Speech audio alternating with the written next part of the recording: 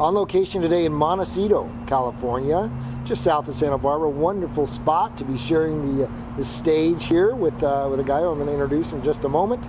Topic for today, and this is, you're going to see why we brought him to the show. So busy this time of the year. You know, you go to sleep with 10, 20 things on your mind, things that maybe were undone from the day, still to do. It keeps you up in the middle of the night. You wake up the following morning still feeling like there is this stress behind you that is mounting. You've got to get through this list. You know, and even though summer's coming, a lot of parents and even students are thinking, oh good, it's break time, it's time to rest, time to relax. And I think what we both found, Joe, is that actually the opposite is true. There's more to manage now, there's more things going on. And you, I know, Jason, a workplace productivity expert, by the way, Jason Womack. With your company, the Womack Company, I know that you're working with folks that are in the military, we've got corporate folks, we've got essentially folks that are taking on a lot of responsibility, but also parents, many of Absolutely. them. Right? So that's kind of the crossover, the juxtaposition between the two of us.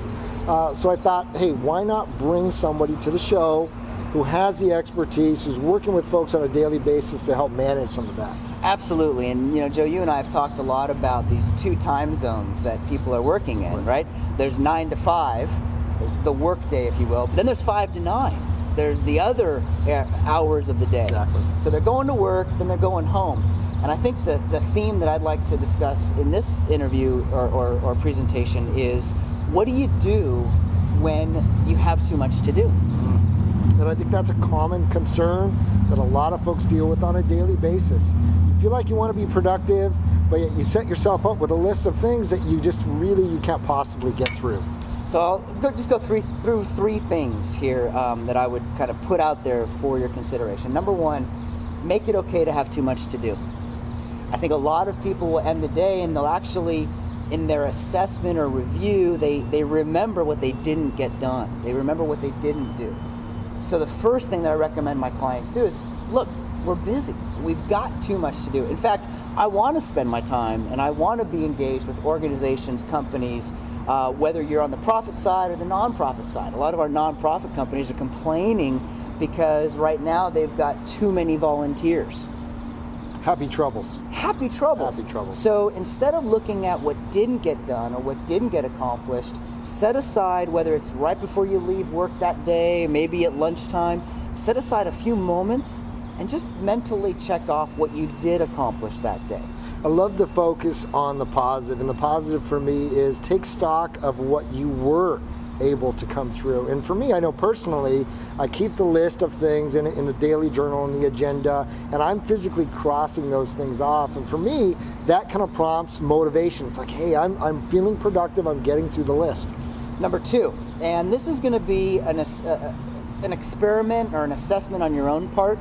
Most of the time when people wake up at 2, 3, 4 o'clock in the morning with something to do or a reminder of something, truth be told, it wasn't the first time they thought of it. Sure. Now, many times, sure, you wake up with something brand new, but you know what? Just over the next week or so, if and when you wake up in the middle of the night, reach over, put that on a notepad. Better yet, through the day, when you're going through your day and you get the random idea, the random thought, put that idea in one place. For years, I've carried around a wallet. You've seen this, Sure. A wallet with a little notepad built into my wallet.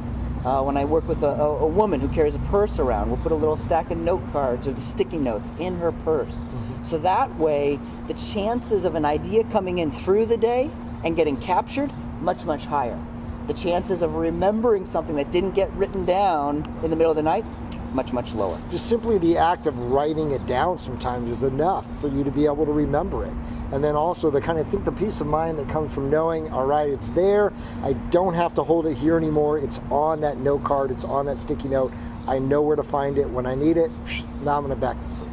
And then I thought I'd give one tool that Please. I use, a piece of technology that helps me out with all of this. One of a website that I use is called Reqall.com, R-E-Q-A-L-L. And Joe will put a link to this in the write-up on today's episode.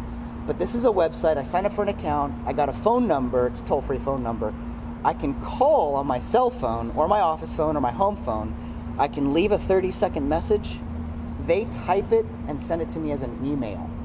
So for those of us who live in a state like California where we have to be hands-free, but what I can do is wear my earpiece, I dial this phone number, and then as I'm driving, I'm creating, remembering, reminding, and I just start dumping those messages in as voicemails Right. that then get typed up and sent to my email inbox for me to review when I'm ready. So a little productivity tip is get the idea, put it somewhere where you could do something about it.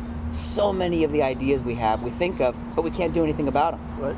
And then try and hold on to them. And by the time you get home, if you're in the car, and this is a great one, I think, for parents, particularly during the after school hours. And then as you get into summer with all the camps and everything that's happening, you're driving around in the car. Oh, you've got something that you definitely have got to remember. No place to write it down, no place to record it. You get home, of course, you've forgotten it. So having the headpiece on, right? You've got it on speed dial, recall, dials it up. You give the 30-second message. You get home. There it is in an email. Peace of mind. Peace of mind is what you're getting. So, hey, wonderful tips. Thanks for having me on the show. So happy to have him here sharing his expertise with us. Have a wonderful end to your day. Take care.